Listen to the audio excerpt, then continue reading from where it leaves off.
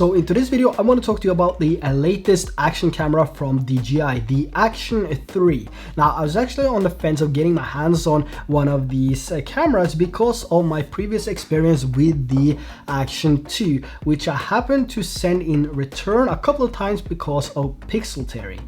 Now, the Osmo Action 1, on the other hand, has been my go-to for a very long time, but it just lacks the field of view. It's not wide enough and it doesn't feel like a true action camera. So finally we have that on the Action 3 now. So in today's video we're going to take a look at the Action 3 and everything there is to know about this action camera. So without further ado, let's get into the video. So let's talk about the design of the Action 3 here. So when you first see the Action 3, the one thing that stands out is that we have two massive screens, one on the front and one on the back. 1.4 inch on the front and 2.25 inch on the back. On the top of the camera we have a record button as well as a microphone, and on the side here we have the quick switch button, which is now finally back, and I'm super excited about that. They first introduced it on the Osmo Action 1 but got rid of it on the Action 2, so I'm really happy they brought it back to the Action 3. So if you're not familiar with how the quick switch button works, it basically allows you to set and save different profiles. So if you shoot in different frame rates and resolutions like 4K 60 or 120 and photos or hyperlapses, you can now save all those to different profiles and easy navigate using the quick switch button. Now below the button we have a USB port for charging and transferring files or to connect to an external microphone like the DJI mic. Now on the other side we have a door now. On the Osmo Action we had the spring-loaded battery on the bottom. Now they've gone back to the more traditional door that has your battery and your SD card. On the bottom we have the magnetic click system, which was taken from the Action 2 and is now improved on the Action 3. At first, when the Action 2 came out, the magnetic mounting worked okay and just enough to get you by your daily tasks, but I wish the magnets were a lot stronger when they first came out with a magnetic click system. But now we have a much stronger magnet on the bottom and new improved hooks which locks the Action 3 in place. Another thing I've noticed on the front, we have a large lens as well as a rubber protection around the lens. I assume this is to protect the edge of the lens cap on impacts and also give you somewhat an easier job to unscrew the lens cap when replacing for some ND filters. Now when it comes to the size of the action cameras and in comparison to some of the other cameras, the Action 3 is actually a little bit bigger than the Osmo Action 1 but still smaller than the latest GoPros. So of these cameras right here, the Action 2 will be the smallest one, then we have the Osmo Action 1, then the Action 3, and at last we have the latest GoPros, which is a bigger size. Now let's talk about the screens. We now have a dual touch screen on the front and back of the Action 3, something that a lot of people wanted to see. Now what's good is that you still have full menu control on both the back screen as well as the front screen, and I would have thought that they would skip out on some settings due to the smaller screen, but you actually have full access to the front as well as the back screen. Now as for saving as much battery as possible, DJI added screen sleep. So when you're recording from the back of the camera, the front screen actually turns off, and if you want to turn faster over to a vlogging scene, you just tap on the front screen and swipe. So you now have an active screen on the front,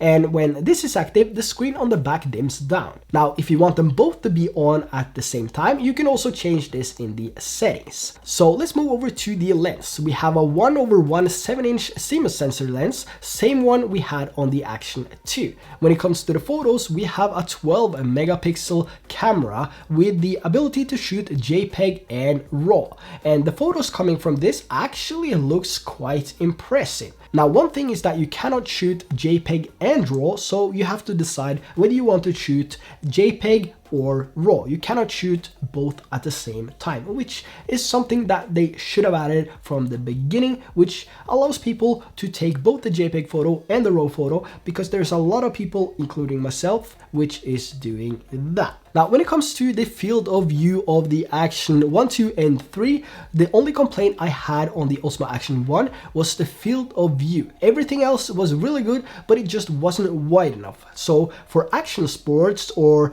anything like that, you want the camera to be wider because you're going to have it closer to the subject or object. So when you are recording yourself doing action sport, you want to show as much of yourself as well as the background and the scenery that you are filming yourself in. So that was my only complaint with the Osmo Action 1, but now they fixed it with the Action 2, which is now super wide, and they also added the same field of view to the Action 3. So the Action 3 now has a super wide 155-degree field of view. Now, one thing that really makes a good action camera is stabilization, and we have that in the Action 3 with the built-in electronic image stabilization. We do have a rock steady, but we also have horizon balance, which means you're now able to move your camera to an approximate 45 degrees of angle on each direction, and your horizon won't move. It will actually stay level up until an angle of 45 degrees. But if you do move your camera and exceed the limits of 45 degrees, it will start to shift. But for the most parts, doing normal style shooting or vlogging, it will maintain and keep the horizon leveled even when you move it around. The last stabilization option they have is horizon steady, which allows you to actually turn the camera full 360 degree while still keeping the horizon leveled. The only downside with this is that you can only shoot at a maximum resolution of 2.7K or below.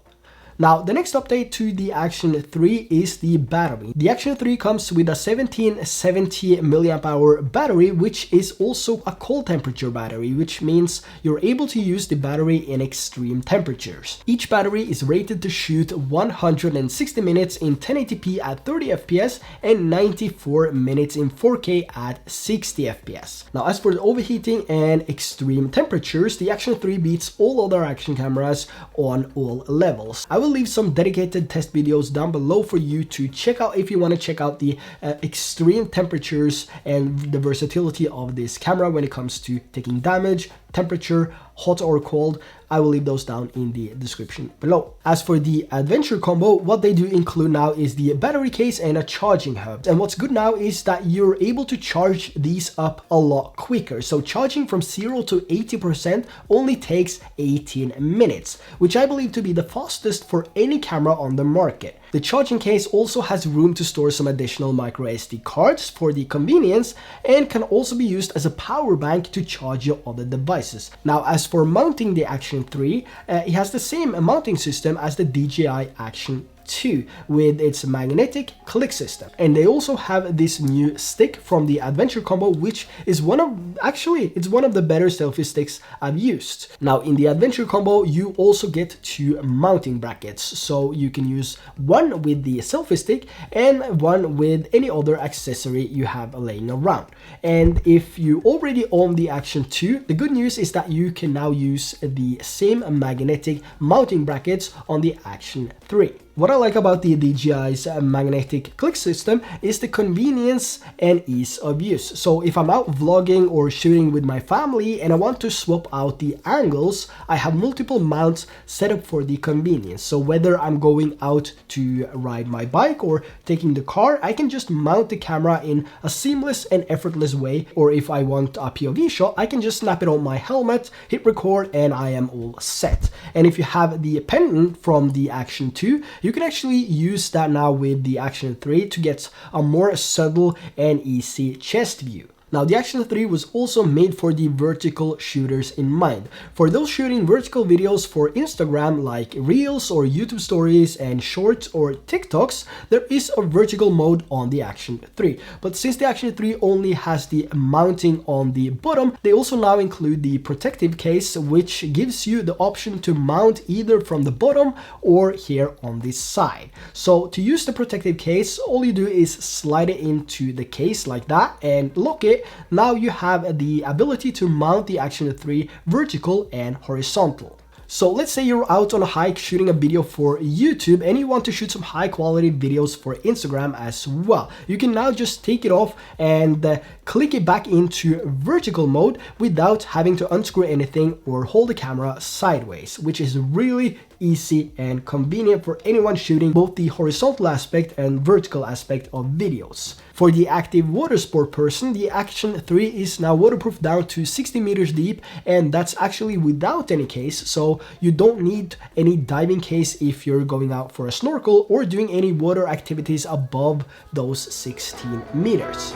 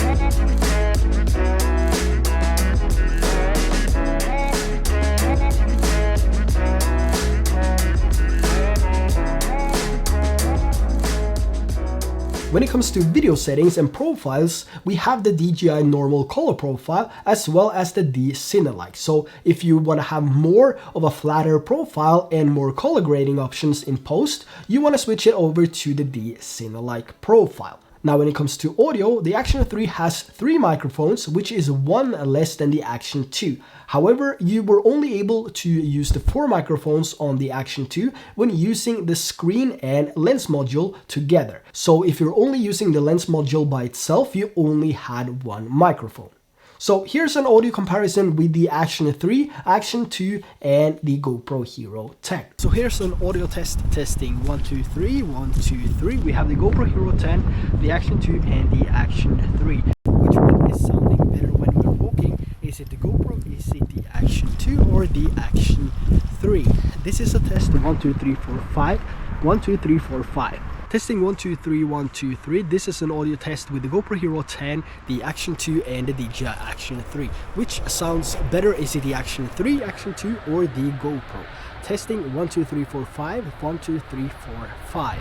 Another feature we have here is time-lapse with 4 different presets. Here you can do crowds or clouds, and you can do sunset, and all these gives you some standard time-lapse settings. But you can also add your own custom parameters by swiping up. In addition to time-lapse, we also have hyperlapse, and you can shoot hyperlapses up to 4K. And you can also change the speed of it from 2 times up to 30 times, or if you want, you can set it to auto. Now, when it comes to adding external audio, it's pretty straightforward. The Action 3 is USB-C, so all you do is plug your microphone into the USB-C port on the Action 3. And you can tell if it's working or not by looking at the microphone icon on the top right corner of the screen. What I really like to use is the DJI mic system. This is a wireless transmission system with a receiver and 2 microphones. So here we have the internal audio from the Action 3. The camera is about an arm's length away. How does it sound? Does it sound good, clear? And how is the audio? This is a test 1, 2, 3, 4, 5. 1, 2, 3, 4, 5. How does the audio sound directly from the Action 3? So this is the audio coming from the DJI mic, which is now connected to the Action 3.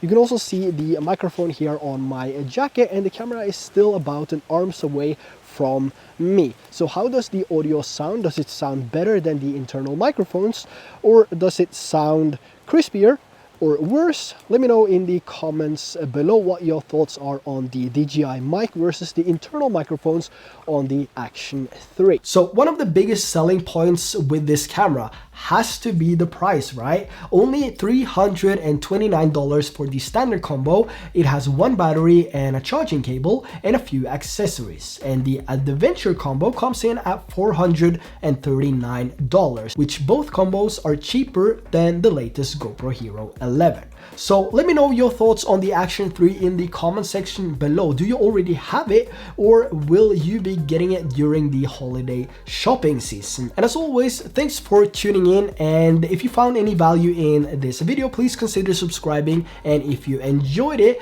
give it a like for the algorithm. That would be really appreciated, and I will see you in the next video.